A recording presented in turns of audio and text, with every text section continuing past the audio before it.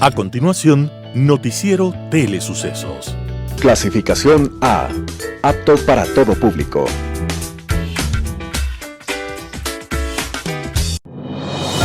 Inicie el día bien informado. El mejor noticiero de la mañana informando para usted. Noticiero Telesucesos. Primera parte del noticiero Telesucesos con las noticias más importantes del día. Estimados televidentes, bienvenidos a una emisión más de su noticiero Telesucesos. Un día como hoy. Desde la noche de los tiempos, los humanos aprendimos a cazar y a arrancar de la tierra el pan de cada día. Y aprendimos a acumular y a apropiarnos de la tierra y sus frutos, de los metales y las aguas. Pero en ese proceso unos acumulaban riquezas y otros empezaron a carecer incluso de lo mínimo, hasta llegar a injusticias que son afrenta contra la dignidad humana. Pero los humanos hemos intentado encontrar un equilibrio entre el poseer y el convivir, entre el superarnos y el ser hermanos, entre el estar seguros y el ser solidarios. Y en el centro de esos esfuerzos por conciliar lo uno con lo otro está el tema de la propiedad. ¿Propiedad privada o propiedad colectiva? Para lograr un punto intermedio, un personaje llamado Robert Owen se atrevió a pensar en contravía, a proponer nuevas alternativas y se convirtió en padre del cooperativismo. Owen era un joven que apenas a sus 20 años, en el siglo XVIII, ya poseía una inmensa fábrica con más de 500 obreros. A partir de entonces, su preocupación se centró en las condiciones laborales de sus trabajadores y trató de mejorarlas. Owen creó una primera cooperativa llamada Nueva Armonía. Allí, la propiedad era colectiva. Todos trabajaban para todos. Las casas eran de todos. Y de todos eran la tierra y los aperos. De todos los productos y las utilidades. Pero el proyecto fracasó. Empresarios temerosos de que la idea se propagase, infiltraron agentes saboteadores, y aquel propósito, en principio exitoso, creció sin defensas y pudo más el ánimo destructivo de otras fuerzas. Más allá de aquella experiencia queda el sueño de Owen, de un espíritu colectivo en la propiedad y en el esfuerzo. Queda la huella de un sueño colectivo, cooperativo, para superarnos todos, para mirar en la misma dirección. Robert Owen, padre del moderno pensamiento cooperativo, nació un día como hoy, 14 de mayo de 1771. Feliz cumpleaños, señor Owen, en compañía de todos los que seguimos creyendo que es mejor soñar juntos que solitarios. Inicie el día bien informado. Titulares. Ocupación de camas UCI se redujo en un 3%. La producción de algodón colapsa por 4 problemas. Productores bananeros deciden no cortar más fruta. La Asamblea Nacional se despide con un 7.6% de credibilidad. Esto es lo que pasará con su cuenta de WhatsApp si no acepta la nueva política tras el 15 de mayo de 2021. Boletín de la Asamblea Nacional. Tribunal ratifica orden de prisión preventiva para el Contralor Celi. Vida y tecnología con el tema Ley de Protección de Datos aprobada por la Asamblea. En el segmento Salud hablaremos de recursos para enfrentar el miedo al cambio. Segmento de opinión Crisis Fiscal Ecuatoriana. Los editoriales serán de Martín Payares. Al final, la ley Serrano debe ser vetada. De Pedro Velasco.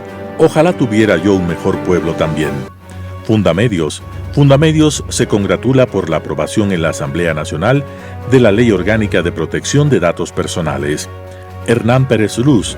Reconciliación. Y José Hernández, ¿qué mal negocio se compró usted, presidente? Noticias del día con Carla Sánchez. Ocupación de camas UCI se redujo en 3%. Esteban Arce, director nacional de Vigilancia Epidemiológica del Ministerio de Salud Pública, indicó que las medidas como el confinamiento han dejado una reducción de un 3% en la ocupación de camas de unidades de cuidados intensivos UCI. Antes del 21 de abril, la ocupación era del 95,5% y tras la implementación del decreto 1291 ha pasado a un 92,5%. Ese comportamiento incidió en la reducción de la cantidad de personas en lista de espera para ocupar una cama. Antes de las medidas había 582 enfermos y ahora hay 282. Según Arce, el impacto de esta tendencia decreciente en los hospitales de las 16 provincias que están bajo el estado de excepción se verá al final de la aplicación de estas medidas que terminarán el 20 de mayo de 2021. Sin embargo, los hospitales de la red de salud pública de Guayas y Pichincha tienen una alta ocupación. Arce aseguró en esas dos provincias se concentran los hospitales más grandes del país. Pichincha atiende a los enfermos en la parte norte del país y Guayas lo hace en la parte sur. No va a variar en cuanto a camas libres porque dan soporte a otras provincias, dijo el funcionario. La producción de algodón colapsa por 4 problemas. La decisión de no seguir plantando algodón a partir del 2021 implica cambios para los agricultores y para el sector textil en Ecuador. Los representantes de los productores de algodón de las provincias de Manabí, Guayas y la corporación Funalgodón y la empresa Fabril decidieron no seguir plantando y desmontando algodón en el Ecuador a partir de este 2021. La decisión responde a varios factores, entre ellos el mortal golpe de la pandemia de COVID-19, la crisis de la industria textil ecuatoriana que experimentó una caída de sus ventas domésticas del 9,9% en 2020, el aumento de costos por la escasez de la mano de obra para la recolección de la cosecha, mejores rendimientos con otro tipo de cultivos. Productores bananeros deciden no cortar más fruta. El supuesto irrespeto al precio de la sustentación del banano genera nuevamente la reacción del sector de productores bananeros al proponer no cortar más fruta para evitar el colapso del mercado. Esto después de que la Federación Nacional de Productores Bananeros del Ecuador denunciara que desde hace 4 semanas los exportadores pagan por caja de banano valores inferiores a los $4, pese a que el precio mínimo de sustentación es de $6.25, un valor más bajo que el del 2020 que era de $6.40. Otra opción vigente es un esquema en el que el precio varía según la temporada baja o alta de la fruta. Dentro de esta alternativa, la caja de banano de 22 unidades sería de 18,14 kilogramos y costaría $6,90 desde la semana 1 hasta la semana 16, tanto que la semana 17 a la semana 32 costará $6,60, de la semana 33 a la 42, $4,50 y desde la semana 43 hasta la 52, $6.40. La Asamblea Nacional se despide con un 7,6% de credibilidad. Agradecimientos, felicitaciones, bendiciones, saludos, deseos de buena suerte y algunas reflexiones. Esos fueron los ingredientes mayoritarios de la última sesión semipresencial de la Asamblea Nacional 2017-2021, desarrollado el pasado martes 11 de mayo. Eso pese a que la credibilidad de la legislatura cierra el periodo con un 7,6% según Sedatus, una cifra que a pesar de lo baja que es, representa una recuperación, pues en agosto de 2020 llegó al 2% en medio de escándalos y denuncias de corrupción. Esto es lo que pasará con su cuenta de WhatsApp si no acepta la nueva política tras el 15 de mayo de 2021. WhatsApp no eliminará la cuenta de usuarios que el 15 de mayo de 2021 no hayan aceptado la nueva política de condiciones y privacidad, pero seguirá mostrando un recordatorio que con el tiempo se hará persistente y acabará por limitar las funciones a las que tendrá acceso. En concreto, WhatsApp señala que no eliminará ninguna cuenta ni reintentará funciones con los usuarios que hayan aceptado la nueva política a la fecha de entrega del vigor, el 15 de mayo. Sin embargo, esta tolerancia no será eterna. En un primer momento, los usuarios no podrán acceder a la lista de chats, pero sí responder llamadas y videollamadas, así como tocar las notificaciones, si las tienen activadas, para leer o responder mensajes o para devolver llamadas o videollamadas perdidas. Transcurridas unas semanas de funcionalidad limitada, los usuarios ya no podrán recibir llamadas ni notificaciones y WhatsApp dejará de enviar mensajes y llamadas a su teléfono. Asamblea Nacional aprueba acuerdo entre gobiernos de Ecuador y Emiratos Árabes Unidos para evitar la doble imposición y prevenir la evasión fiscal. El Pleno de la Asamblea Nacional aprobó este 11 de mayo de 2021 el acuerdo firmado entre el Gobierno de la República del Ecuador y el Gobierno de los Emiratos Árabes Unidos para evitar la doble imposición y prevenir la evasión fiscal con respecto a los impuestos sobre la renta. Respecto a los beneficios de dicho acuerdo, se destaca el evitar la doble tributación, clarificar, armonizar los criterios de imposición, otorgando con ello una mayor seguridad y la certeza jurídica en el desarrollo de actividades económicas entre los residentes de ambos países. La suscripción de dicho convenio requirió de aprobación legislativa según lo dispuesto por la Corte Constitucional del Ecuador, previo al proceso de ratificación ejecutiva a cargo del señor Presidente de la República, según lo dispone el artículo 418 de la Carta Magna.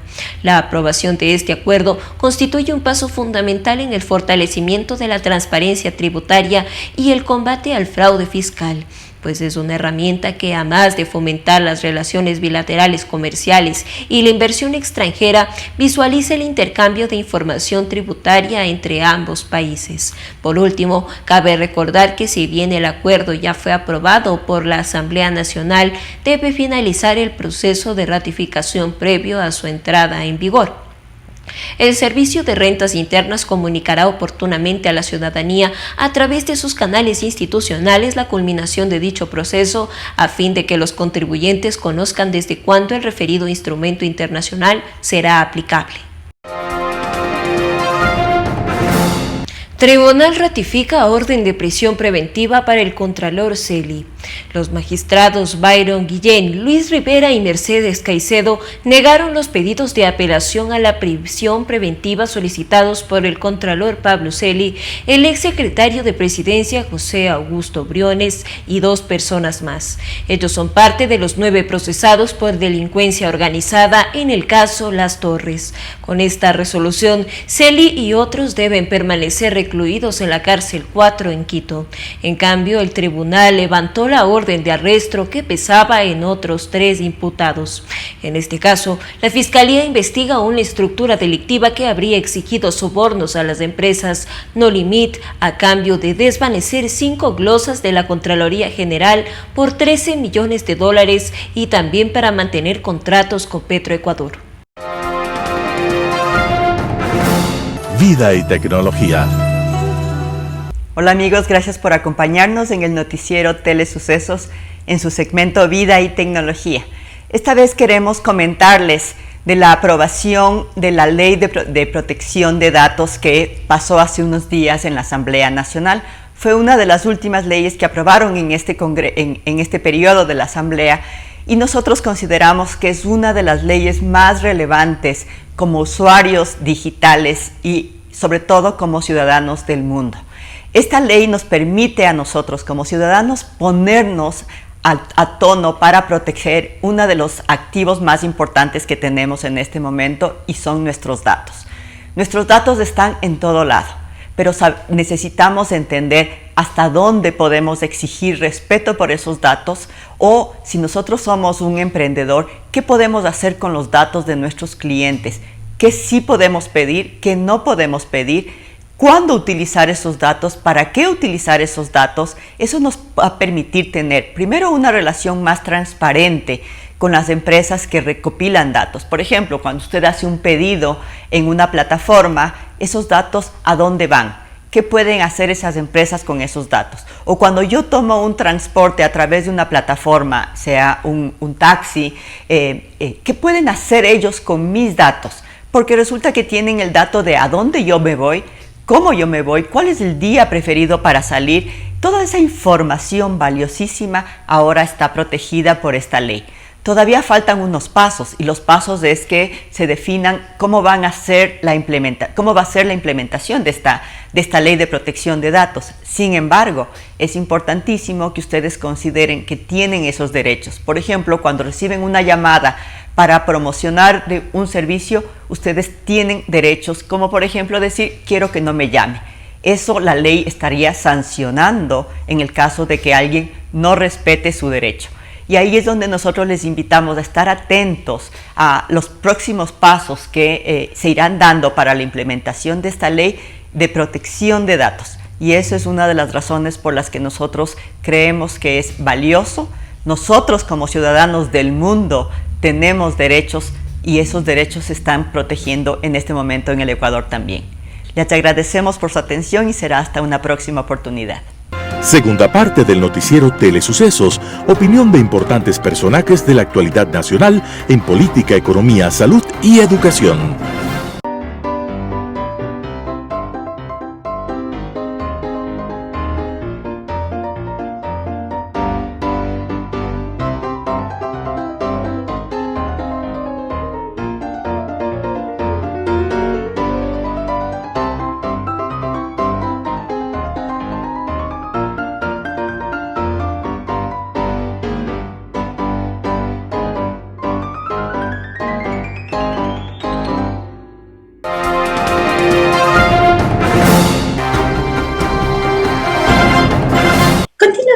La vida nos enfrenta a diferentes cambios. Hay ocasiones en las cuales nosotros sentimos la necesidad de cambiar, cuando tal vez nos sentimos que no estamos a gusto en un lugar, en un trabajo, en una relación, buscamos ciertas formas de cambio.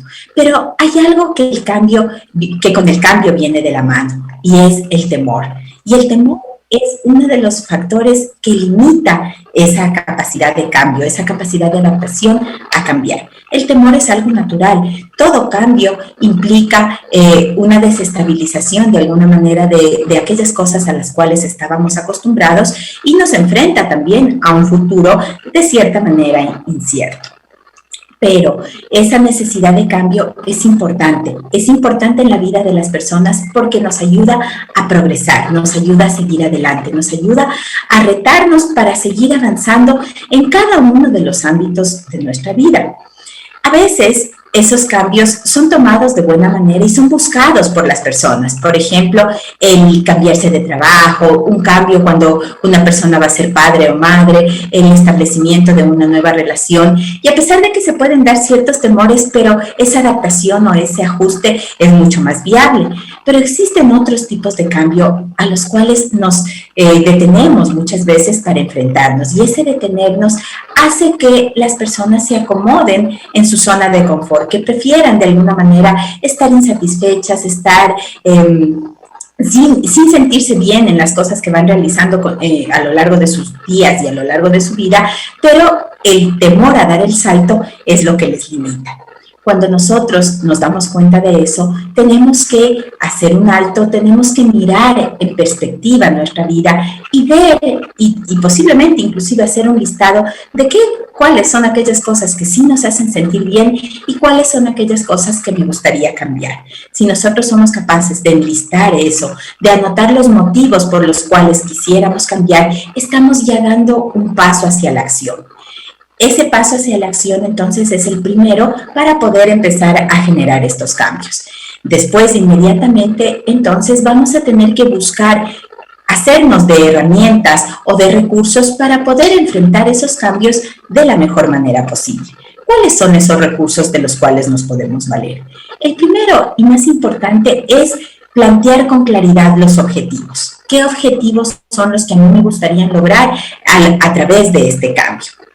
Nuevamente, vamos a una hoja, a un papel, con un lápiz y anotemos esos cambios. Tratemos de dividirlos en microobjetivos y dejemos un momento, dejemos esos cambios escritos ahí que reposen por un par de días. Y después volvamos a acercarnos a esa lista y miremos si realmente son los cambios que yo quiero operar en mi vida. En mi trabajo, en mis relaciones, en todos los ámbitos en los cuales yo me esté desenvolviendo. Cuando he logrado hacer eso, entonces, y pongo en una lista de prioridades cuáles son los cambios más urgentes, cuáles son los cambios que tengo que ir realizando, después, entonces, voy a poder empezar a ejecutar ese plan de acción. Otra herramienta muy útil en este sentido es que nos rodeemos de personas que nos aporten. Muchas veces cuando alguien quiere operar un cambio, va a encontrar personas alrededor que le pongan miedos, que sean negativas, tal vez que le digan, no debes hacer eso, te va a ir mal, de gana te vas a enfrentar a ese tipo de situaciones. Entonces, evitar ese tipo de personas. Sí, tal vez escuchar los consejos de personas que sean más experimentadas en ese ámbito, pero no dejarse invadir por el temor de otros frente a lo que nosotros podemos hacer. Entonces, el segundo recurso es rodearnos de personas que nos aporten en ese camino de crecimiento. Y el último recurso que quiero compartir con ustedes el día de hoy hace referencia al conocimiento. Es decir, si yo quiero hacer algún tipo de cambio en mi vida, algún tipo de mejora en mi vida, por ejemplo, quiero invertir en algo, quiero encontrar o buscar un trabajo diferente, quiero tener una mejor relación de pareja, tengo que aprender recursos sobre eso. Tal vez un curso de gestión de emociones, de comunicación, tal vez cómo invertir, tal vez un curso de perfeccionamiento en un ámbito laboral, me van a dar las herramientas para que yo pueda enfrentar de una mejor manera el cambio. Recordemos que todo inicio, que todo fin tiene un inicio, que estos inicios a veces nos pueden dar temor, pero que lo que encontremos más allá de ese temor puede ser muy gratificante para nosotros. Muchas gracias. Opinión. Estimados amigos y amigas, gracias por estar con nosotros nuevamente en este programa de comentarios y de telesucesos. En las últimas 2 semanas hemos estado hablando un poco detalladamente sobre los problemas serios de tipo financiero que tiene el Seguro Social Ecuatoriano. Fundamentalmente 2 seguros que administra el Seguro Social Ecuatoriano, que es el seguro de salud y el sistema de pensiones, que es el pago a los jubilados fundamentalmente, ¿sí? Y hemos visto la situación grave financieramente que tiene. El nuevo gobierno tiene que entrar con un proyecto de ley para reformar el sistema en su totalidad. Y esperemos que haya los acuerdos necesarios en la Asamblea Nacional futura. ¿Para qué? Para tomar decisiones que permitan la sostenibilidad financiera del Seguro Social Ecuatoriano en el futuro. Vuelvo a repetir, tanto lo que es seguro de salud, que es importantísimo para los afiliados del Seguro Social y para los trabajadores ecuatorianos, igual que el sistema de pensiones, que son las jubilaciones. Pero hoy queremos iniciar un comentario sobre la crisis fiscal que va a enfrentar el futuro presidente del Ecuador, don Guillermo Lasso Mendoza. Y vamos a hablar solamente sobre el presupuesto general del Estado un poco, porque lo que se refiere al sector público no financiero, que es las finanzas públicas en total, incorporando al análisis de los municipios, la situación financiera de los municipios, los consejos provinciales, las empresas estatales, etcétera. Solamente el presupuesto general del Estado, que es el gobierno nacional, ¿sí? Sencillamente, cuando se aprobó el presupuesto, sencillamente se había un déficit programado de unos 3.200 millones de dólares. Pero en estos últimos tiempos el Ministerio de Finanzas ha reformado dentro de las facultades que tiene las partidas presupuestarias y los ingresos y los gastos, y más o menos hoy lo que le llaman el presupuesto codificado, así le llaman los tecnócratas en materia presupuestaria, programan un déficit de todo el año de unos 3.800 millones de dólares. No obstante eso, el comentario es el siguiente, de que sencillamente ese déficit va a ser mucho mayor, porque sencillamente hay varios temas en la materia de ingresos que el gobierno actual está siendo muy optimista desde el punto de vista de las recaudaciones. La crisis económica todavía existe en el país, la pandemia todavía existe en el país, los empresarios vienen reduciendo sus ventas y su producción, y por lo tanto pues la recaudación de impuestos debido a este factor no van a crecer y van a decrecer en un porcentaje un poco mayor de lo que estima el gobierno actual. Pero también hay una serie de gastos que no se están contabilizando en el presupuesto del Estado, pero que eso tiene que irremediablemente el nuevo gobierno corregir esa estimación. Y yo estoy seguro que el déficit del presupuesto general del Estado es posible que este año termine en cerca de 5.000 millones de dólares. Esto es un monto enorme, que significa cerca del 5% del Producto Interno Bruto. Esta es una estimación aproximadamente que yo como economista me permito hacer, ¿sí? ¿Por qué? Porque la pandemia, amigos, va a seguir. El nuevo gobierno, a través del señor presidente nuevo, ha dicho que va a vacunar en 100 días una cantidad enorme de ecuatorianos y ecuatorianas. Y eso implica que habrá que gastar un poco más de dinero en lo que es la vacunación. que son los insumos, etcétera, las vacunas, cualquiera que este sea, la china, la británica, Pfizer, cualquiera, la rusa, etcétera. Habrá que gastar mucho más dinero y eso es lógico porque esta es la prioridad es salvar vidas en el Ecuador. Pero esto, desde el punto de vista fiscal, esto implica que habrá un poco más de gastos, irremediablemente va a haber más gastos, lo que significa que irremediablemente el déficit va a estar en las magnitudes que yo me he permitido mencionar como aproximación. Pero aparte de eso, el gobierno nacional y el nuevo presidente se encontrará con unas deudas que todavía no salen registradas como deuda. La deuda, por ejemplo, que tiene con el Banco Central del Ecuador, que como son papeles de corto plazo, menos de un año, sencillamente, según la ley y las disposiciones correspondientes, no se contabilizan ni se consideran como deuda. Es un pasivo del gobierno en una u otra forma. Hay que pagar eso hoy o mañana o pasado.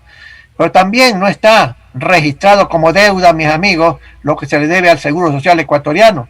Y esto significa el seguro de salud, como ya hemos visto en las 2 semanas anteriores, y al sistema de pensiones. Al sistema de pensiones, el gobierno actual se está atrasando en los pagos, aún en este año del 40%, pero también tiene la deuda hasta el 31 de diciembre, que es de más de $1.000 millones. Eso no está contabilizado. Y naturalmente el nuevo gobierno se enfrenta con esta situación, que son pagos que tiene que hacer en una u otra forma al Seguro Social ecuatoriano y reprogramar los pagos al Banco Central del Ecuador. Pero aparte de eso, amigos, hay un efecto que ya lo mencionamos hace algunas semanas atrás, pero que hoy hay que mencionarlo nuevamente y ratificarlo porque crea un problema gravísimo, adicional a la crisis fiscal que la considero yo grave, que es la aprobación que está en vigencia, porque ya está publicado en el registro oficial, de la Ley de Educación Intercultural, que esto favorece fundamentalmente a los maestros. Hay como 180.000 maestros en el país, dependiendo del gobierno nacional, y aparte de eso hay que agregar los profesores municipales, etcétera. Eso de ahí, según el propio ministro de Finanzas actual, eso implica como cerca de $3.000 millones adicionales de gasto, ¿sí? Y aparte de eso hay una ley que ya posiblemente el presidente lo ponga en vigencia, que es la devolución automática del IVA a los municipios y consejos provinciales. Eso será una presión adicional. Entonces el gobierno que se viene enfrenta un problema muy grave. Y yo diría que el señor Guillermo Lasso Mondaza deberá decirle al país el 24 de mayo toda la verdad sobre la crisis fiscal, porque hay muchos sectores en área privada, empresarios, líderes sindicales, etcétera, que no logran percibir la gravedad de la crisis. El futuro ministro de Finanzas, que es Simón Cueva, el señor economista Simón Cueva, que ese es un buen nombramiento y un acierto presidencial, debe estar recibiendo hoy por hoy toda la información de la crisis fiscal, todos los gastos que no están todavía registrados como tales y una serie de ingresos que sencillamente están estimados en exceso por el gobierno actual. Y el señor nuevo ministro se va a dar cuenta de la gravedad de este problema, que tendrá que informar al señor Guillermo Lasso para que el 24 de mayo le exponga al país, no solamente para agradecer a la ciudadanía y al pueblo ecuatoriano por haber elegido presidente, sino que yo creo que tendrá que decir y repetir lo que dijo alguna vez Camilo Ponce Enríquez cuando le dijeron presidente del Ecuador. Él dijo: ciudadanos, ustedes me han nombrado no solamente presidente de la República, sino también me han nombrado síndico de una quiebra. Así está la situación de grave en la crisis fiscal. Hay que pagar el servicio de la deuda este año también. ¿Cuánto será eso? Póngale ustedes cerca de $3.000 millones, más cerca de $5.000 millones del déficit que tienen que encontrar financiamiento, y más las deudas que tienen que pagar hasta las empresas petroleras que hacen sus servicios en esa área del oriente ecuatoriano. Es posible que las necesidades de financiamiento sean superiores a $10.000 millones. Y con esa es la situación que se va a encontrar don Guillermo Lasso Mendoza. Y él con su ministro de Finanzas tienen que encontrar la forma de financiar todo este monto de dinero que es enorme. Y en el país no hay ambiente para que una reforma tributaria se creen nuevos impuestos o se aumenten los impuestos existentes. No hay ambiente político de ningún tipo.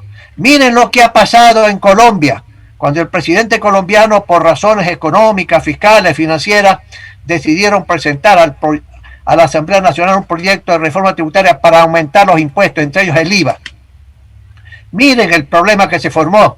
Y mucha gente, amiga de la anarquía y del caos, aprovecharon esa circunstancia en Colombia para crear una situación realmente compleja de asaltos a los almacenes, de rompimiento de una serie de vidrios de propiedad pública, etcétera, y sencillamente también combatir a los policías colombianos.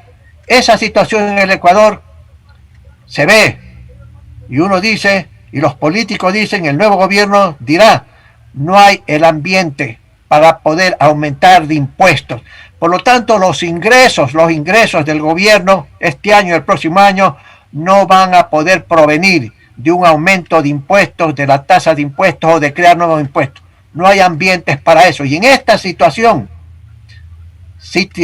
difícil, de hambre, porque ya no solamente es desempleo abierto, que la gente no encuentra trabajo, los jóvenes no encuentran trabajo, sino de hambre. Hay muchísimas familias que no están comiendo, que no están cenando. Niños que sufren de una desnutrición crónica. ¿Por efectos de qué? Porque los padres o las madres no tienen empleo y no tienen un ingreso para poder alimentar adecuadamente a los niños. Ese es un problema grave, la desnutrición infantil en el Ecuador. Y el próximo gobierno tiene que combatir eso, aparte de combatir la corrupción, de darle prioridad a la vacunación. Hay que combatir la pobreza, la desnutrición infantil.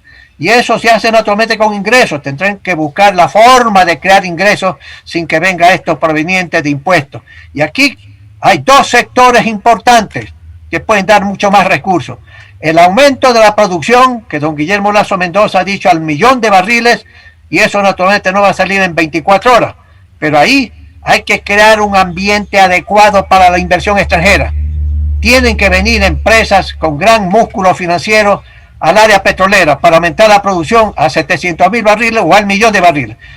Eso le dará dinero a la caja fiscal.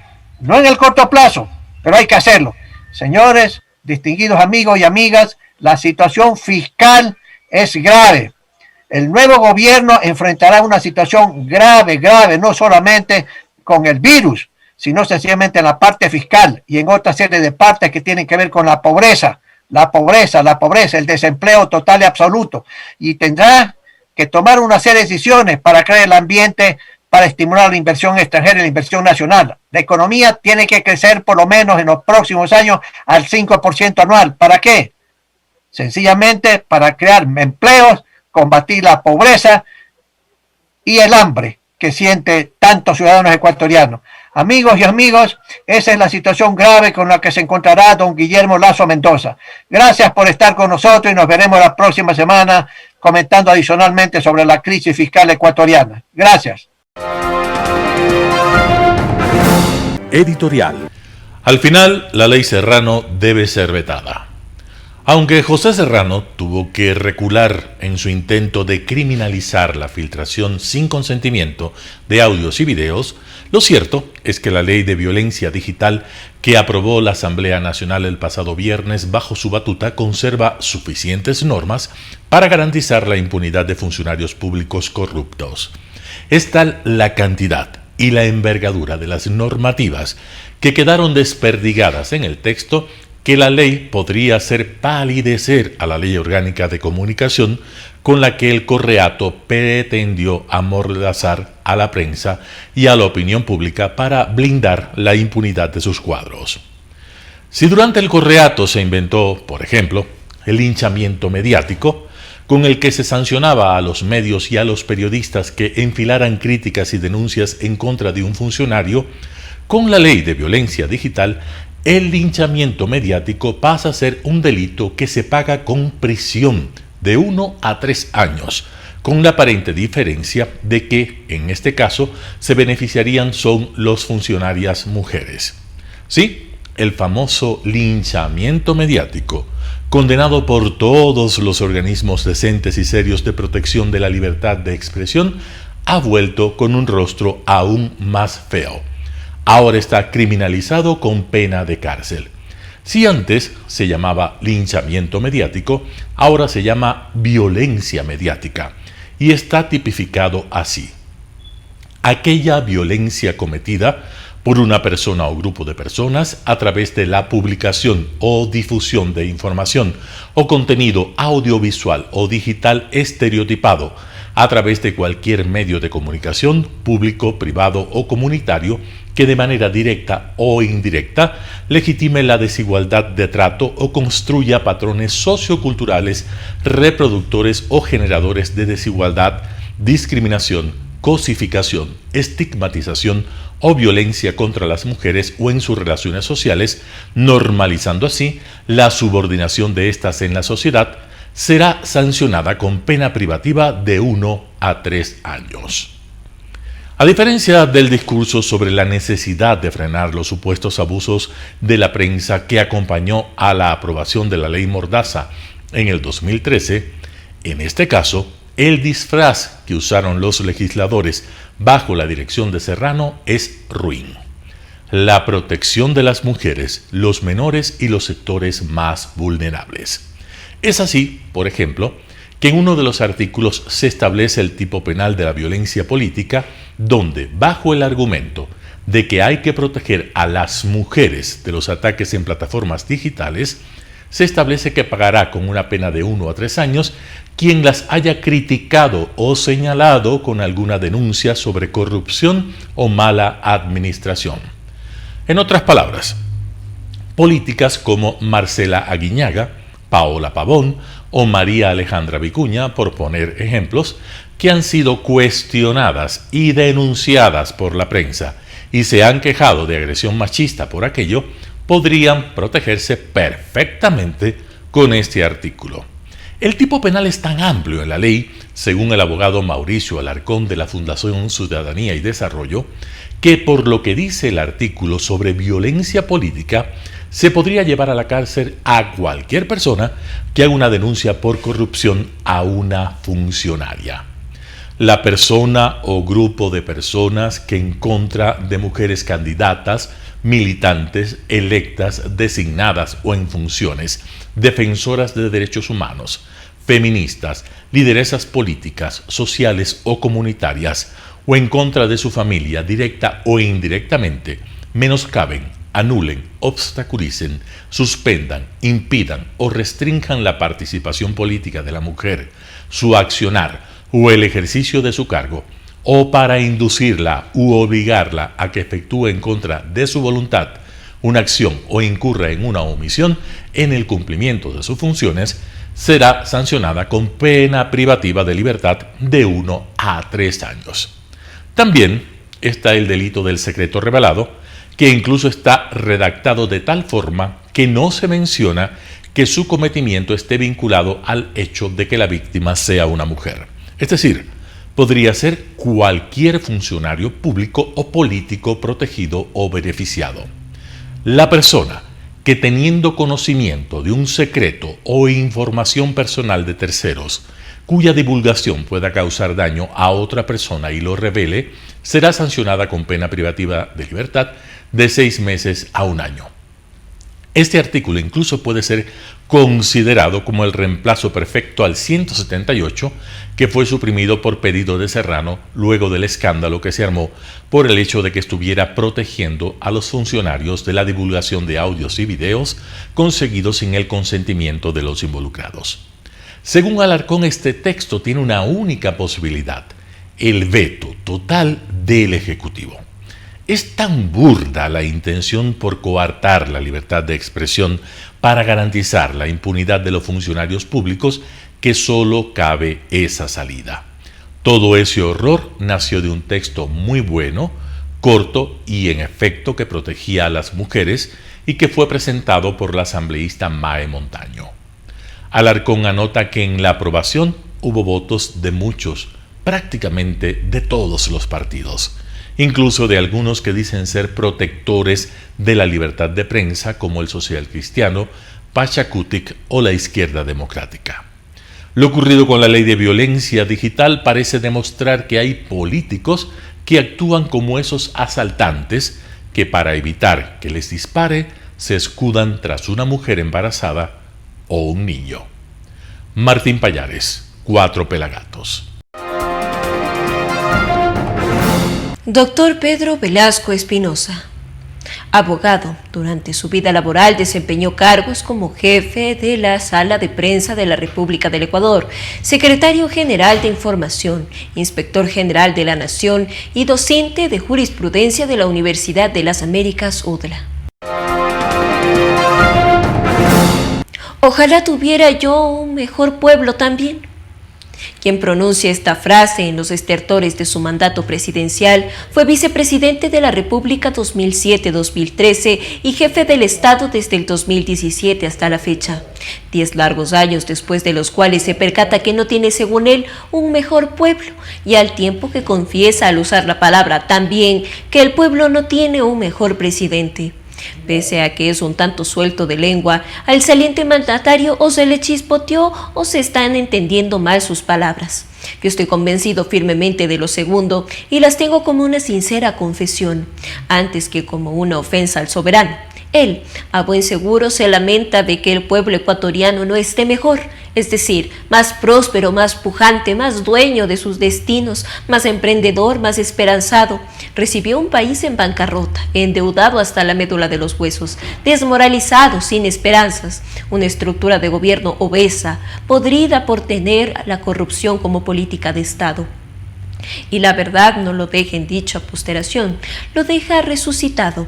Las circunstancias apenas le permitieron sacar al país del hondo hueco en el que se recibió, y el hecho de que no sea un estadista. Sus afanes no le alcanzaron sino para dejar la mesa por servir, pero deja la mesa que él la recibió inversible de ninguna manera, servida, como lo dijo con ruindad un predecesor, un buen romance que puede afirmar que hizo lo que buenamente pudo. Su legado habrá que analizar, como aconsejan los sabios historiadores, cuando el personaje tenga la distancia suficiente con el momento del análisis, porque sólo así su dimensión podría ser apreciada en todo su conjunto. No dijo contexto porque odio esa palabreja. El solo hecho de haber promovido y propuesto la consulta popular del 2018 ya consagra su nombre para la gratitud de sus conciudadanos. Basta que lo tilden de traidor sus antiguos y desmemoriados compañeros para recomendar su nombre para la memoria de la nación. Fundamedio se congratula por la aprobación en la Asamblea Nacional de la Ley Orgánica de Protección de Datos Personales. El Pleno de la Asamblea Nacional en su sesión 707 con 118 votos afirmativos y una abstención aprobó este lunes 10 de mayo el proyecto de Ley Orgánica de Protección de Datos Personales, cuyo tratamiento se encontraba en el órgano legislativo desde septiembre de 2019. El asambleísta Denis Morán fue el ponente de este proyecto por decisión de la Comisión de Soberanía, Integración, Relaciones Internacionales y Seguridad Integral. El legislador resaltó la importancia de contar con una ley que permita a los ecuatorianos proteger sus derechos fundamentales. A su vez, el asambleísta César Carrión, miembro de esta comisión, agradeció la participación de actores nacionales e internacionales, quienes aportaron con su experiencia y conocimiento para incluir medidas de naturaleza procedimental que permitan evaluar el riesgo de posibles vulneraciones de datos para tomar las acciones necesarias para prevenirlas. Por su lado, el asambleísta Jaime Olivo manifestó la importancia de contar con el apoyo de los demás asambleístas en la votación y aprobación de este proyecto, palabras que fueron reiteradas por el presidente de la Comisión de Soberanía, Integración y Relaciones Internacionales, Fernando Flores, quien a su vez señaló que uno de los aspectos más importantes de resaltar en el proyecto es la posibilidad de contar por primera vez con una autoridad totalmente independiente del Ejecutivo y que permita actuar en resguardo de los datos personales e impedir el uso de esa información por parte de entes privados. Otro aspecto a resaltar, señaló Flores, fueron los consensos alcanzados con los distintos actores del sector privado, sector público y sociedad civil por haberse realizado un trabajo que garantice los derechos de los ecuatorianos y por fin solventar los vacíos que existen en la normativa ecuatoriana que impiden proteger la privacidad de los ciudadanos. Fundamedios participó de forma activa desde el comienzo del análisis al interior del órgano legislativo. Las observaciones presentadas por nuestra organización en cuanto a la garantía del derecho a la libertad de expresión y el acceso a la información pública, la eliminación del mal llamado derecho al olvido y el fortalecimiento de la Autoridad Nacional de Datos Personales fueron acogidas de forma favorable, de modo que el proyecto de ley esté encaminado a cumplir con su finalidad, que es la protección de datos personales de las personas y que no constituya de ninguna manera posibles vulneraciones a la libertad de expresión y prensa, así como al derecho a acceder a la información pública. Reconciliación. Si bien durante su campaña Macri había bosquejado el concepto de reconciliación como mensaje, fue una vez en que el poder dicho concepto se convirtió en una suerte de eje político. Como resultado de este mensaje, su gobierno mostró una actitud extremadamente benévola, casi imposible, frente a la mafia kirchnerista. La historia terminó mal, como sabemos. El propio Macri al final reconoció su error. Fue aplastado en las elecciones por el kirchnerismo, que regresó al poder con más fuerza que antes. Hoy Argentina se hunde en una gigantesca crisis de pobreza, corrupción y violencia. La gran esperanza de los macristas es que, según ellos, el país ha aprendido y que ganarían las próximas elecciones. Gran consuelo, dejar que el país naufrague brutalmente para que así aprenda a valorarlos. Vanidad de quienes no tuvieron la sagacidad de caer en cuenta del suicidio que estaban cometiendo. La supuesta gobernabilidad y el evangelio de la reconciliación simplemente los devoró a ellos y a la Argentina. No está claro si es una simple coincidencia, pero en los últimos días varias voces han comenzado a hablarnos de reconciliación, reencuentro, unidad y cosas parecidas. Todos estos conceptos muy loables en un plano individual o familiar, e inclusive en el plano social. Estas palabras son positivas para sanar heridas de naciones divididas por factores religiosos, sociales o culturales. Los casos de Palestina, Israel, Irlanda, Sudáfrica o los Balcanes son algunos de los casos que pueden mencionarse. Pero ese no es el caso del Ecuador.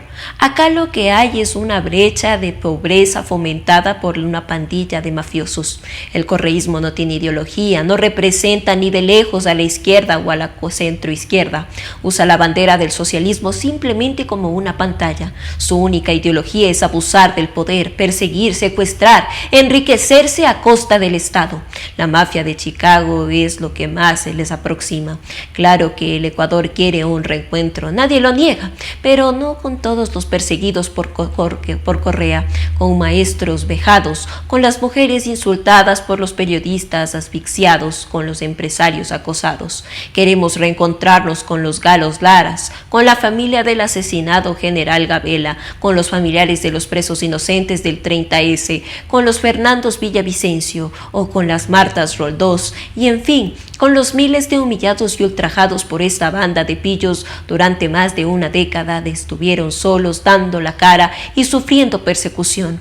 Con quienes el país no quiere reencontrarse, ni reconciliarse, ni abrazarse, ni ir a la esquina es con delincuentes que deberían estar en la cárcel y no paseándose por el mundo, ni con los padrinos del narcotráfico, ni con los amigos de la FARC, ni con los amigos ricos, ni con los nuevos ricos que levantaron fortunas de la nada, ni con los que prostituyeron a la justicia, a la educación y al sistema de salud y nos dejan como legado una descomunal deuda externa con la China comunista.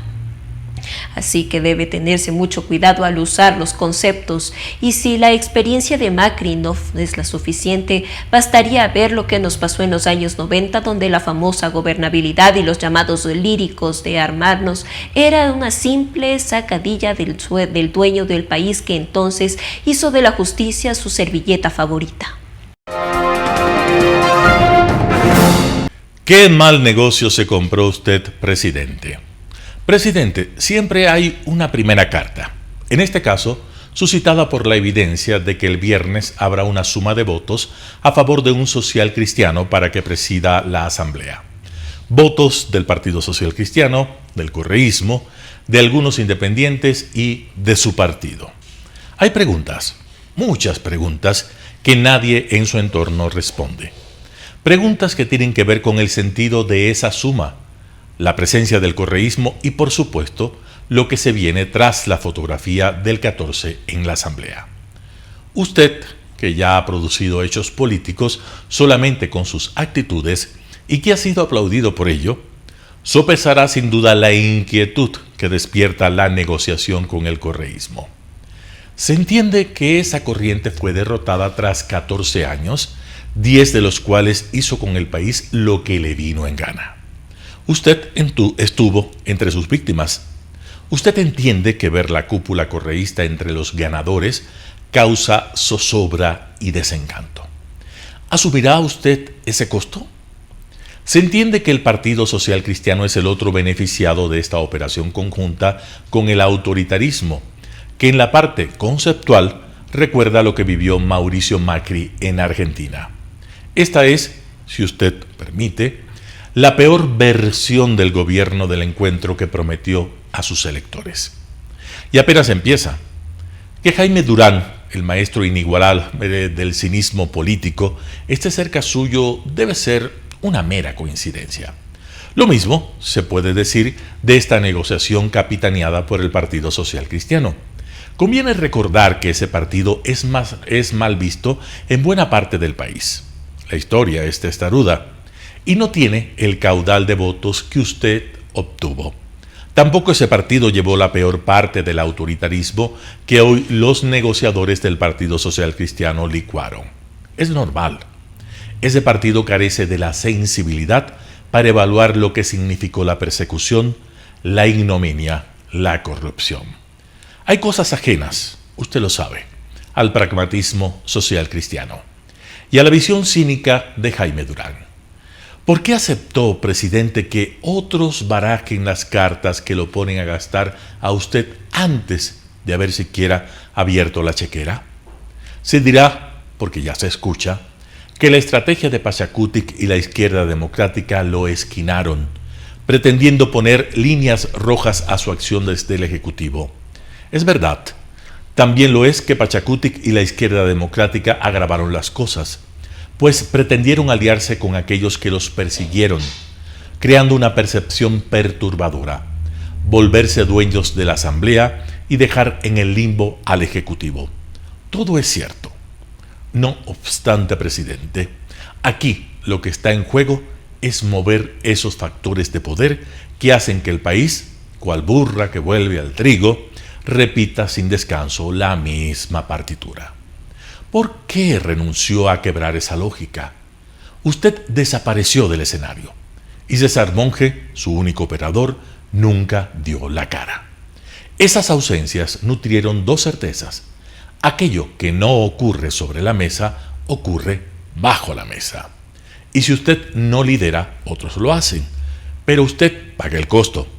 Hubo renuncia explícita por parte suya de tratar de llegar ante el país a un acuerdo con aquellos que concurrieron a su triunfo. Usted podría arguir, con razón, que ni Pachacutic ni la izquierda democrática llamaron a votar por usted. Pero los votos en la sierra, en las provincias indígenas y también en Quito, no dejan dudas de con quiénes debe negociar su gobierno. El encuentro es con ellos, no con aquellos que por poco instalan al país en una dictadura. Y no han renunciado a hacerlo. Y luego está el correísmo, presidente. ¿Reconciliarse? Nadie se opone, pero ¿han pedido perdón al país? ¿Han afirmado que dejarán de complotar contra la democracia y contra su gobierno? ¿Acaso no han vuelto a clamar, como es su costumbre, que son víctimas de aquellos, usted hizo parte, que se levantaron contra sus abusos y sus delitos? Aquí no hay odio, ni persecución. La mínima sensatez indica que el correísmo es un proyecto antidemocrático del que conviene arrancar a sus electores, no negociar con sus dirigentes. ¡Qué mal negocio se compró usted, presidente! Ahora tendrá que solventar hasta los rumores que levanta esta posible alianza con aquellos que piden revisar los juicios de sus delincuentes. Quieren una comisión de la verdad que acomode bonito los hechos para que se puedan lavar la cara en las cortes internacionales. ¿Eso es verdad, presidente? ¿Quieren un acuerdo de impunidad? ¿Y todo eso a cambio supuestamente de gobernabilidad? ¿De qué gobernabilidad se habla, presidente? ¿La democracia y su gobierno son rehenes de esa organización? Presidente, ¿está seguro de poder explicar al país lo que ocurrirá según se anuncia el viernes 14 en la Asamblea? ¿Y por qué se compró usted la agenda social cristiana que incluye gobernar desde la Asamblea y el culebrón que se le vendrá encima si hace esta alianza con el correísmo? De paso, presidente, ¿no quedará usted y su gobierno dependientes y enzarzados entre los dos? José Hernández, 4 Pelagatos. Y así finalizamos una emisión más de su noticiero Telesucesos. Manténgase en la sintonía de nuestra programación y no olvide seguirnos por nuestras redes sociales. Nos encuentran en Facebook como Telesucesos, en Instagram como @telesucesos_ en Twitter como @telesucesos29, en YouTube como Telesucesos HD y también por nuestra página web www.telesucesos.net. Hasta la próxima. Lo mejor de la mañana informando para usted. Noticiero Telesucesos.